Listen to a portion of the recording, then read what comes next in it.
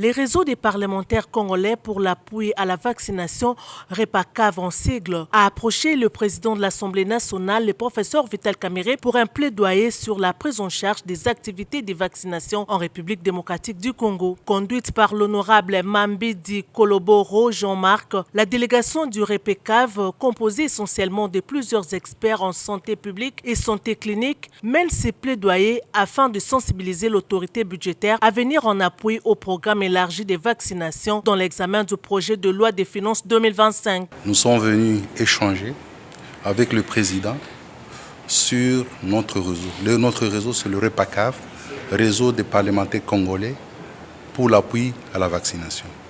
Ce réseau, c'est un réseau des députés ou des parlementaires engagés pour assurer un plaidoyer pour l'appropriation et le financement durable de la vaccination en République démocratique du Congo. Et ce réseau fonctionne au sein de l'Assemblée nationale, réunit les députés nationaux ainsi que les sénateurs. Nous avons un grand rôle à jouer, comme vous le savez. Notre pays, tout au début, n'arrivait pas à financer les opérations de vaccination. Également, on a vu la couverture vaccinale des enfants était trop faible, ainsi qu'il y a plusieurs épidémies, des maladies évitables par vaccination qui sont apparues.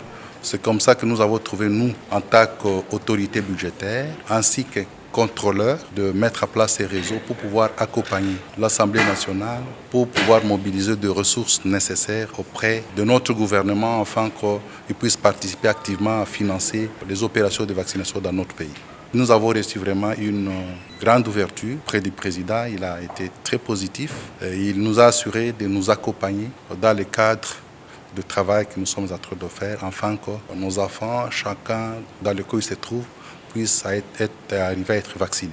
Le PEV se retrouve aujourd'hui face à plusieurs problèmes liés à l'insuffisance du financement des activités liées à la vaccination avec comme conséquence la dépendance quasi totale du pays aux bailleurs des fonds extérieurs pour financer la vaccination, la non prise en compte des frais de fonctionnement pour assurer la gestion et la maintenance des équipements de la chaîne du froid, des infrastructures et des matériels de transport. Par ces plaidoyers, les REPACAV sollicitent une augmentation du budget alloué aux activités de vaccination pour l'exercice 2025 et sollicite ainsi l'implication de l'autorité budgétaire pour combler les gaps entre la part financée par le gouvernement et la part financée par les bailleurs internationaux. En dehors des difficultés que rencontre le programme élargi de vaccination, le REPACAV signale aussi les désintéressements de la population à l'intérieur du pays suite à une crise de confiance. Cette situation contribue aussi au régressement du taux de couverture de la vaccination sur toute l'étendue du pays qui est passé de 44%